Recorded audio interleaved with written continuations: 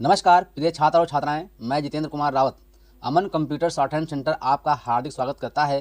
जो छात्र और छात्राएं सिंह प्रणाली शॉर्ट हैंड पूरी किताब पढ़ चुके हैं और उस किताब के मैटर की भी शॉर्ट हैंड डिक्टेशन स्पीड बना चुके हैं और उन्हें अधिक शॉर्ट हैंड डिक्टेशन स्पीड बनानी है तो संपर्क करें, क्योंकि हमने रामधारी गुप्ता की किताब में से 203 पेज डिक्टेशन के लिए हैं, जो प्रत्येक पेज में 400 शब्द हैं, जिनका डिक्टेशन 60, 80, 100 व 120 शब्द प्रति मिनट की स्पीड से 400 व 800 शब्दों पर दिया गया है।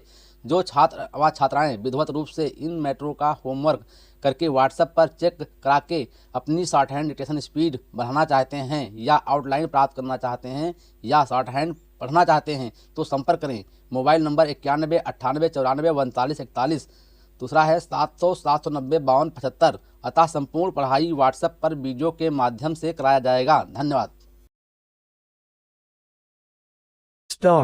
अध्यक्ष जी, किसी भी देश की विदेश नीति अपने में कोई स्वतंत्र नीति नहीं होती है, वरन वो देश की आंतरिक नीति को स्पष्ट करती है।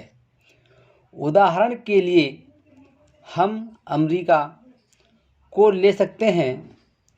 उसने अपने यहाँ अधिक अन्न पैदा किया और जब उसके पास अनाज फालतू बच गया तब वो अपने बकाया अनाज की बिक्री के लिए ऐसे देशों की तलाश करने लगा जो उधार पर माल ले सकते हों।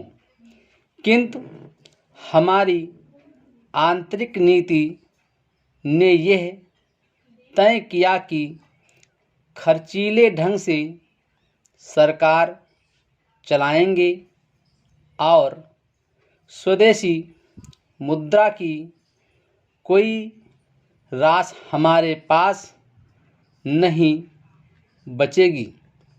हमने कर भी लगा दिए और मुद्रा प्रसार भी कर दिया।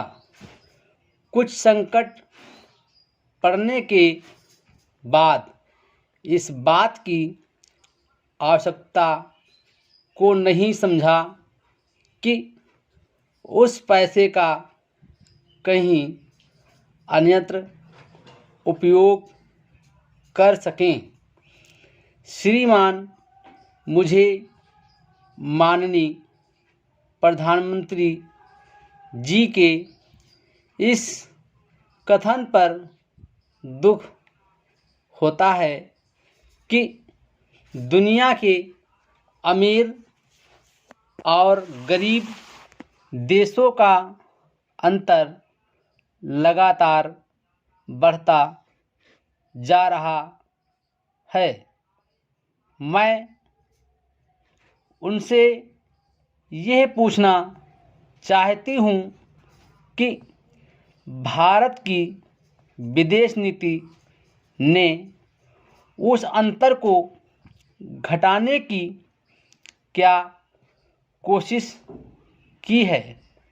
क्या भारत सरकार ने कभी दुनिया की पंचायत में यह कहने की हिम्मत की है कि बलिया मताधिकार के आधार पर यूएनओ का चुनाव होकर एक संसद बनाई जाए?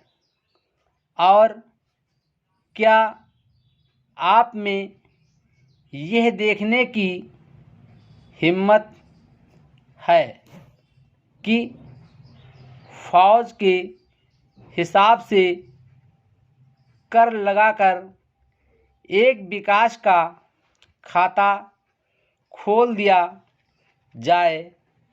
जो देश विकसित है उनके मजदूरों का 1 घंटा हमारे देश के मजदूरों के 100 घंटों के बराबर माना जाता है, क्योंकि उनके पास साधन है।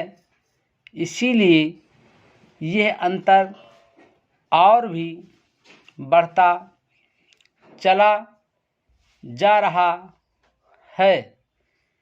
किसी देश के अंदर आंतरिक नीति में अमीरी और गरीबी का अंतर बढ़ता चला जा रहा हो और वो दुनिया के देशों में विद्यमान अमीरी और गरीबी के इस अभिशाप को समाप्त करेगा।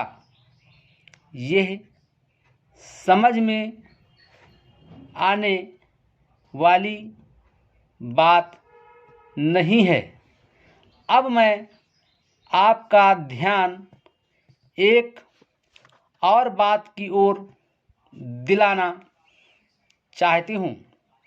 पूर्वी जर्मनी को मान्यता देते हमें परेशानी होती है, इसलिए कि शायद पश्चिमी जर्मनी को बुरा लगे, लेकिन पश्चिमी जर्मनी ने तो अपनी रक्षा का भार दूसरों पर छोड़ दिया है।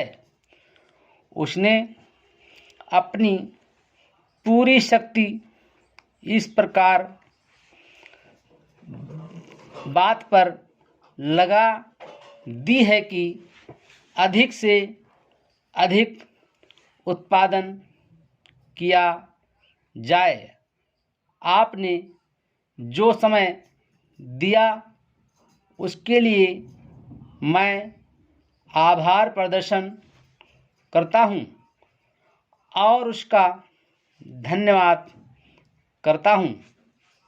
अध्यक्ष जी, जिस समय पाकिस्तान ने भारत पर हमला किया था, उस समय उन्होंने देश की रक्षा के लिए महत्वपूर्ण कार्य किया था।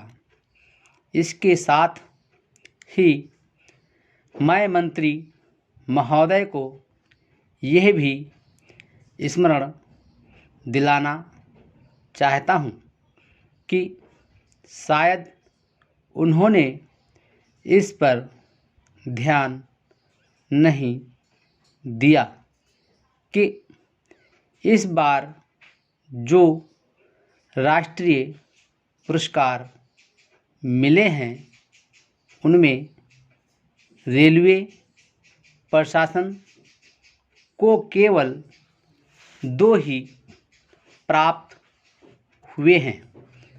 जब मैं ऐसा मानता हूँ कि हमारी सेना के बाद अगर किसी ने युद्धकाल में सराहनीय कार्य किया है तो वो रेलवे प्रशासन अथवा रेलवे कर्मचारी और अधिकारी हैं।